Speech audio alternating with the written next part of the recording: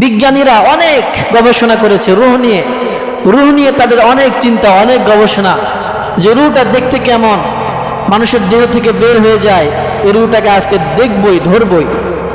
আমেরিকার অনেক বড় বড় বিজ্ঞানীরা গবেষণা শুরু করলো।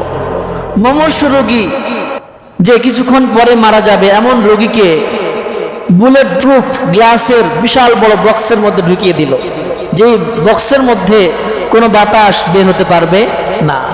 অক্সিজেন দিয়ে ওই রোগীকে ঢুকিয়ে দিল, কিছুক্ষণ পরেই তার মৃত্যু হবে। যখন সে মৃত্যুবরণ করলো, এবার বিজ্ঞানীরা দেখলো যে রূহ যায় কই, দেখি। পরে দেখে না, কিচ্ছু নাই। ওই গ্লাস যেমনই ছিল তেমনই আছে। ওই গ্লাস থেকে, ওই বক্স থেকে সামান্য এক ফোঁটা বাতাস বের হওয়ারও রাস্তা নাই, কিন্তু রূহ গেল কই? আর বিজ্ঞানীরা খুঁজে পায় না। পড়েন সুবহানাল্লাহ। বিজ্ঞানীরা অবাক হয়ে গেল, এই বক্সের মধ্যে এক ফোঁটা বাতাস ঢোকার কোনো পথ নাই, আবার এক ফোঁটা বাতাস বের হয়ে যাবে এমনও কোনো রাস্তা নাই। তাহলে এই মৃত ব্যক্তির রূহটা গেল কোথায়? তারা সবাই পেরেশান। পড়েন সুবহানাল্লাহ। সারা জীবন গবেষণা করলে রূহ ধরতে পারবে, দেখতে পারবে? আবার বিজ্ঞানীরা গবেষণা শুরু করলো যে এই ব্যক্তির ওজনটা মাপা হোক। দেখে মৃত্যুর আগে তার ওজন ছিল 70 কেজি, কিন্তু মৃত্যুর পরে তার ওজন হয়ে যায় 65 কেজি।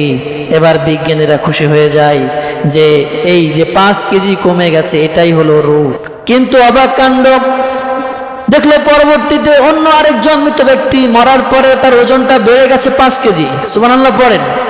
ছিল 70, কিন্তু মরার পরে হয়ে গেছে 75 কেজি, 5 কেজি বেড়ে গেল। এবার বিজ্ঞানীরা অবাক, হাই রে, আগে তো মনে করছিলাম যে 5 কেজি কমে গেছে, এই রূহটা বের হয়ে গেছে, এই 5 কেজি হলো রূহের ওজন, কিন্তু এই ব্যক্তি তো মরে যে আরো বেড়ে গেছে, ঠিক কিনা বলেন?